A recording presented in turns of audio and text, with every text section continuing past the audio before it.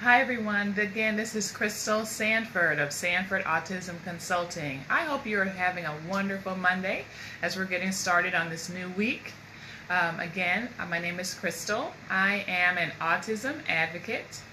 I support families who have children with special needs. My specialty is in the area of autism. I am a speech pathologist by trade, and I have been in that field for 20 years. I also am a parent of a child with autism who is 7.5, and my daughter is Grace. She's amazing. And so I just want to say thank you to Elizabeth and Aspie mom and teacher Maya for the opportunity to share with the group today about IEPs.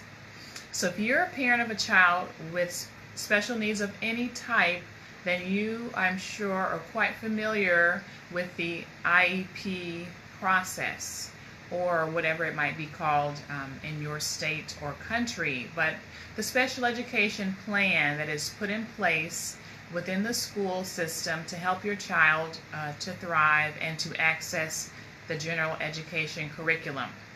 So I have been on both sides of that table, and I am so glad to be able to share with parents today about my 4 top tips for success in the IEP process. So let's get started. And I will say again, thank you so much for having me. And if you would like to ask questions or comment, feel free to do that live, and I will do my best to answer your questions. And I love for it to be interactive and engaged with you. So thank you again. I look forward to interacting with parents today. So let's get started. And if you know of someone who needs to hear this information, definitely share or message them and let them know that we're live here, and this live stream will be available after our time together so that it can be shared with others.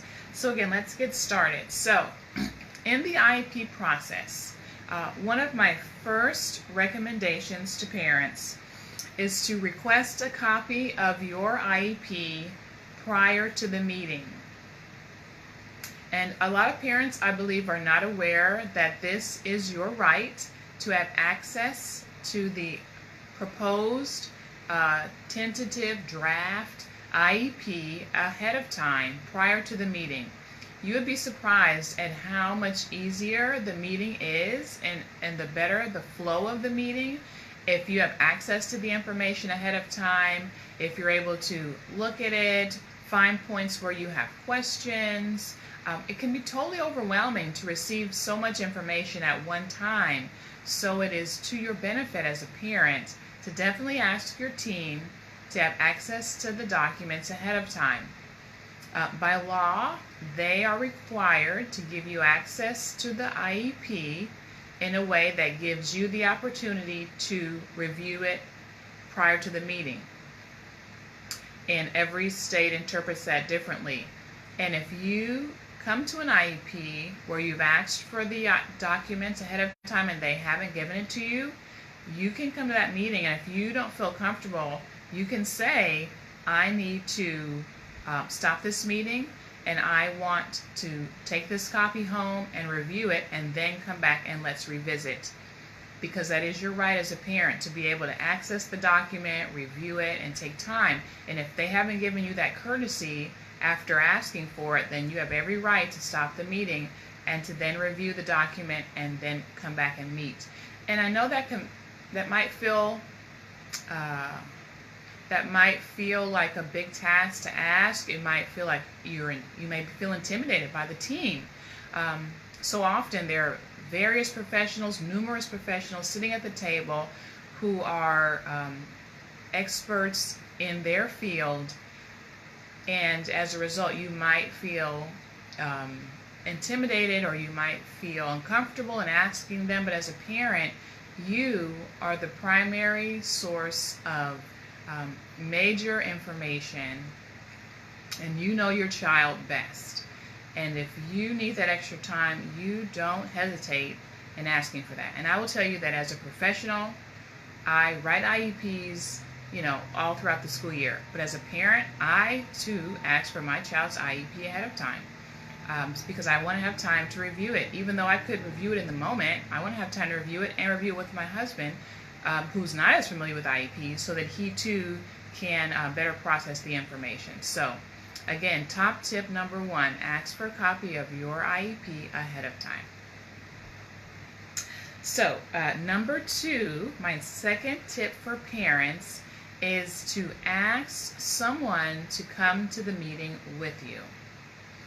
Again, we've talked about there are numerous professionals who will be at your child's IEP meeting. It could be the special education teacher, the principal, or a school administrator. It could be classroom teachers, general education teachers, because there should always be at least one in attendance at the meeting. Maybe even they might pull in paraprofessionals, assistants who support your child. And it could be also occupational therapists, speech therapists like myself. So there can be numerous people at this meeting. And then comes the parent. And you walk in and you may be coming in as just a solo parent, one person in a table of maybe 8 to 10 professionals. How overwhelming is that? Like that's can be a really just challenging situation to step into. Especially if you haven't had a copy of your IEP ahead of time. So I always recommend that parents ask someone to come to the meeting with you. That's my second top tip. And that second person could just be your neighbor that knows your kid well, just like, knows your kid really well. It could be someone else in the family. It could be maybe a teacher who your child had when they were younger who knows your child well and you've developed a friendship with. It could be an outside source of therapy. Maybe your child receives private therapy from a speech therapist or OT. You might want to ask if they can attend the meeting with you. Some person, at least one person who could come to the meeting with you, and they can sit and they can listen to the information as well and let the information kind of see if it connects with them, because they too know your child. It just gives you a place of comfort. It gives you a place of solidarity so that you have one other person with you. And and then you'll be able to, I'm sorry, I have my children coming in for a second, so I'm sorry. Just had to make sure that they were okay.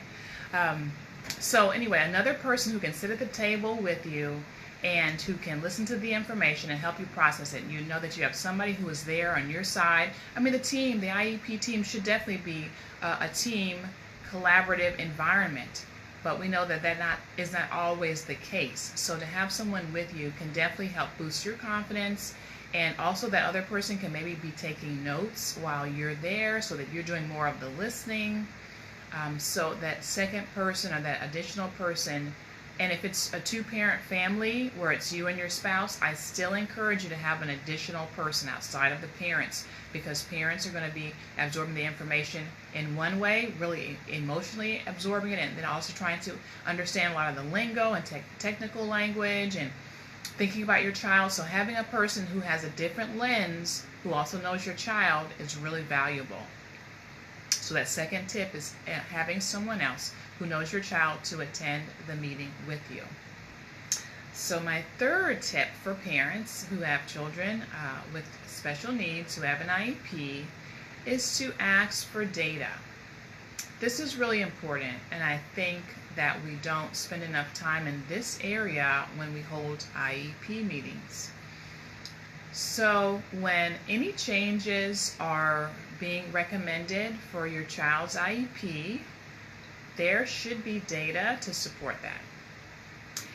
And what does that look like? So for example, let's say they're recommending to decrease the amount of hours of special education support, or they're looking to increase the amount of speech therapy hours, or maybe they're looking to make changes to the setting where your child receives special education services. Maybe they're going to receive, they're going from being fully included in a general education setting with an aide or a special education teacher in the classroom, and they're going to now give them more time in a more restrictive environment like a special education classroom taught by a special ed teacher. In any of these cases where any kinds of changes are being made, there should be data to support it. These changes should not be made just based on someone's opinion or based on something that was reported by someone else or because the team thinks it's a good idea. There should be data that supports why these changes are being made. So for example, let's look at the case of the child who is having an increase in speech therapy hours. The speech therapist should be able to tell you that the reason why they're changing the hours for your child's speech IEP, the speech hours on the IEP, is because your child has not made progress or they're starting a new goal, and here is a new proposed goal, and here is the amount, the percentage of progress that they were at, and now here's where they are now. There's a decrease or there is no movement, so as a result we are looking at increasing the hours. That will be an example of some concrete data that supports the reason why there's a change in the IEP. Let's say there's a change in the environment. Maybe they would like your child, they feel like your child would learn best with a more restrictive environment, with more of a special education teacher leading the education and less in the gen ed setting. There should be data that supports that. There should be documentation that says maybe your child is exhibiting more behaviors, and this is the percentage of time that we've seen them exhibit the behaviors consistently over X amount of weeks, and as a result, or months, or your child has been making limited progress. Here is a copy of their academic history, and here's what they've been doing in the gen ed setting. We feel like we could better meet their need in the special ed setting. Again, data that supports the fact, supports the idea that there should be a change made to the IEP. And with those changes, parents know that changes don't have to be permanent, and they don't have to be initiated instantly, especially if there is no data. If there is no data, I would tell the team that you would consider making the change to the IEP when the team can present data that supports that, and no sooner. You could also say, yes, I agree to making the change in the IEP, but I want to let this change occur for the next 6 weeks, and then we will come back and meet and we will discuss how my child is doing and if he's been making progress. So it could be a trial period of a change to the IEP. But again, any changes should be supported by data.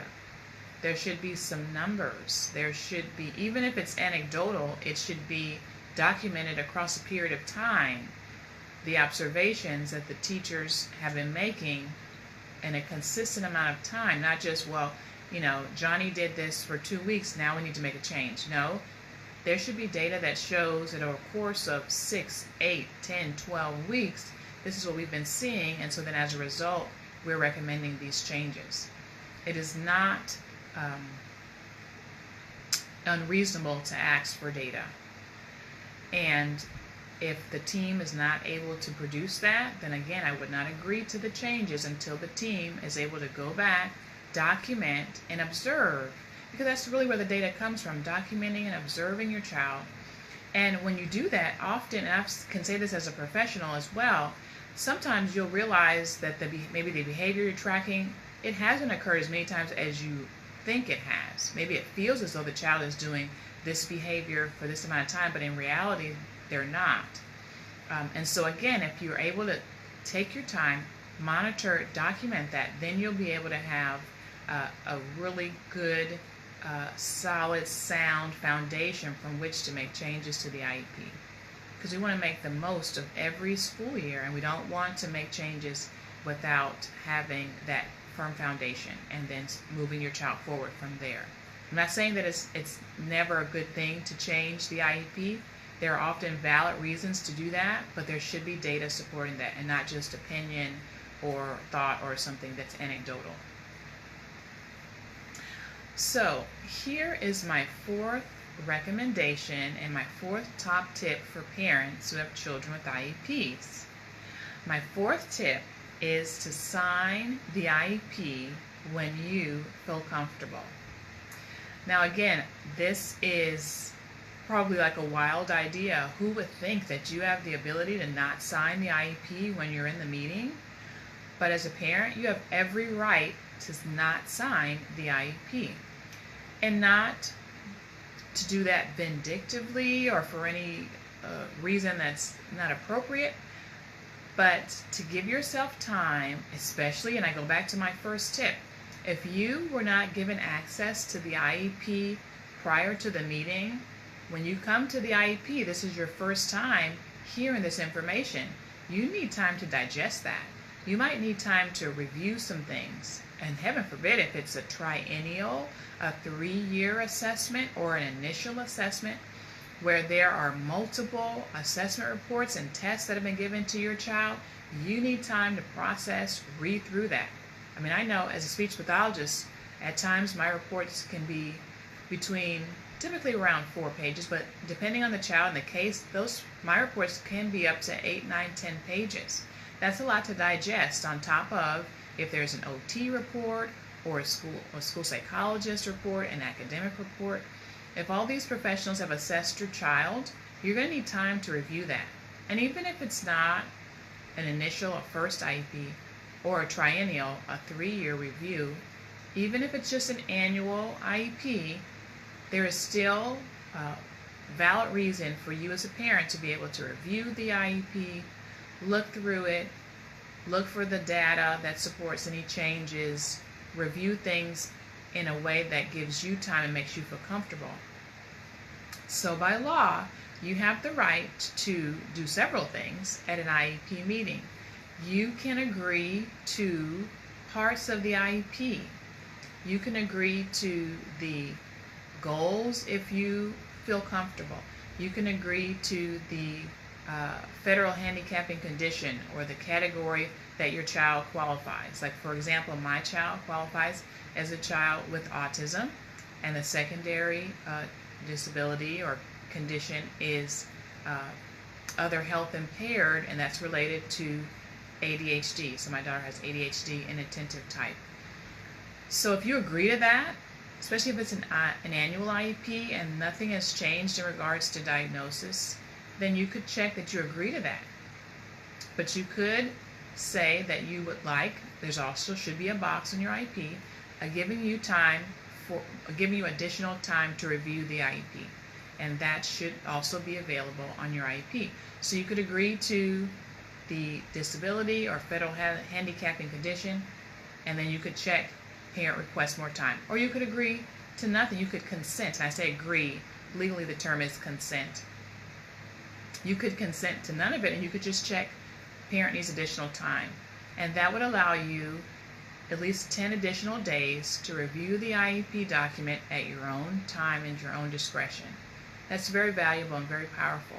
And I really recommend parents to do that, especially again if you have not had access to the IEP ahead of time.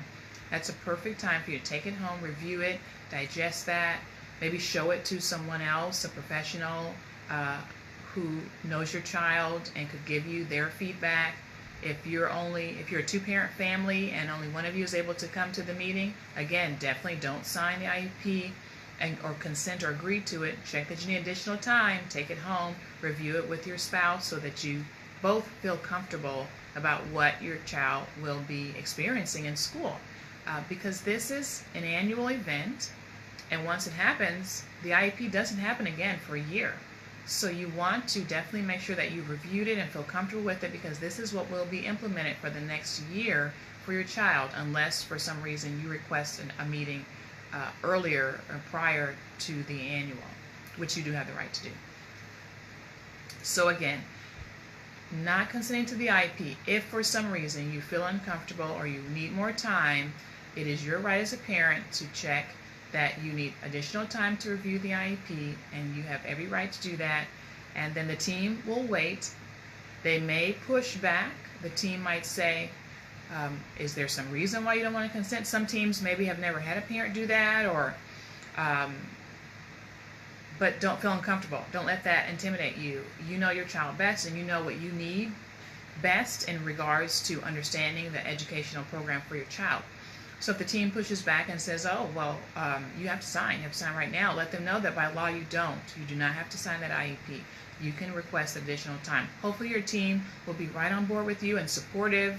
I've had very good experiences personally with my daughter's IEP team, which is the reason why we chose the school where she's at, because I felt strongly that they had a good program for her and they would be able to adapt and work with us, and they have.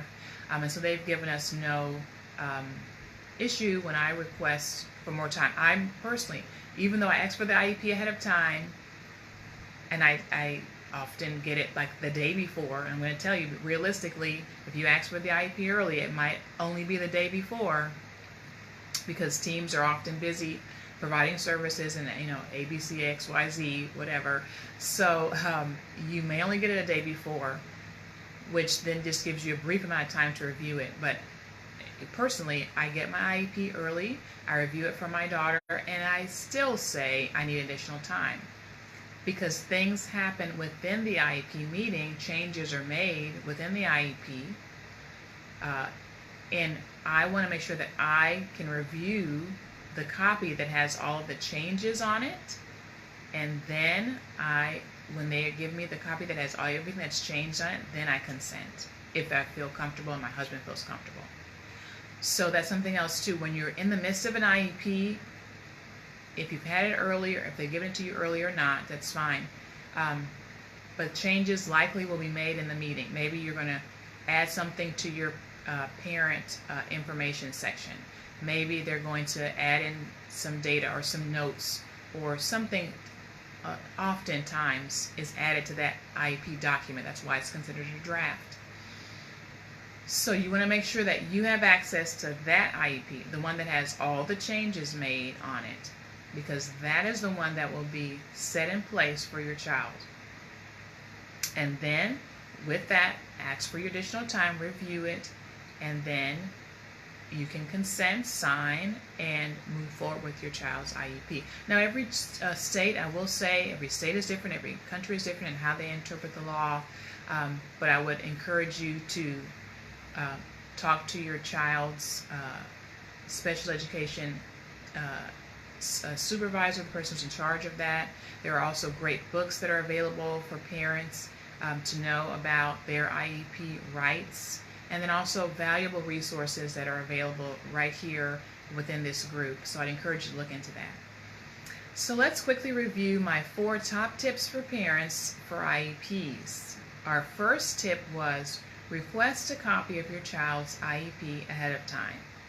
That will save you valuable time. Instead of having to interpret and absorb all that information within the meeting, you can do that and begin that process ahead of time as soon as they're able to give you a copy of that draft IEP prior to the meeting. My second tip for parents is to bring someone to the meeting with you. That second person or that additional person should not be your spouse. It should be someone else who knows your child. It could be an outside therapist. It could be a previous teacher who's worked with your child. It could be your neighbor who knows your child well. Someone else who could sit within the meeting with you, that helps to build your confidence, helps you to feel like there's someone there with you, supporting you. And that frees you up also to listen more to the information that's being shared, because you know you have a second person who's also there listening, so then you guys can both go after the meeting and kind of debrief and talk about what you both heard and interpreted from the meeting. So that's my second tip. My third tip is ask for data, and make sure that data is provided for your child's IEP, especially when any changes are being recommended to the IEP. An increase of hours, a decrease of hours, a change in services, dropping services, changing environment, any kind of changes, there should be some solid data that supports that. And then my last recommendation is to sign the IEP at your discretion.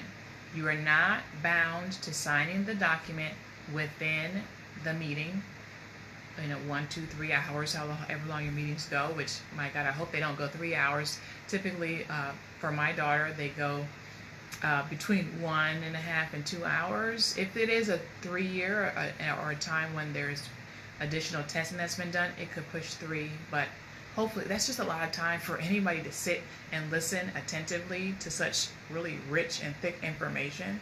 So just side note, I hope that your meetings aren't going for 3 hours, but if they are, there should definitely be a break in between so people can kind of get themselves settled, get a water, stretch, break, and then come back, and then you'll be able to attend much better. So that's just my sidebar. But again, the fourth note, my fourth tip is to sign the IEP at your discretion.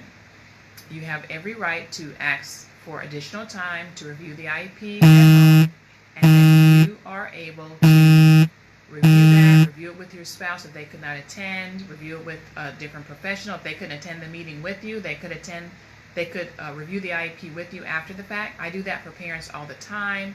A parent may have gone to an IEP meeting and felt uncomfortable, and they knew to not sign, and then they brought the IEP to me, and then I'm able to kind of help them make sense of the IEP and see where maybe some changes could be made and give them some support after the meeting, as long as you do not consent. Once you sign and consent, then that's it. You have to request an entire meeting to start the process all over again. So that's why I recommend you, in the moment, in that IEP, don't sign, take your time, and then review, and then come back and consent, and then your team can move forward with the IEP. So I hope these tips have been helpful. Again, I'm Crystal Sanford from Sanford Autism Consulting here in San Diego, California in the U.S. And I'm so happy to support families in any way that I can. I'm so proud to be a part of this group and this organization that supports families who have children with unique needs and supports them well. So again, thank you to Elizabeth, thank you to Aspie Mom and teacher Maya for the opportunity to share with families. And I look forward to answering any of your questions. If you have them, please type them in the comment section, and I'll do my best to respond to you as soon as I can. I hope you guys have an amazing Monday and an amazing week, and thanks again for listening. Bye-bye.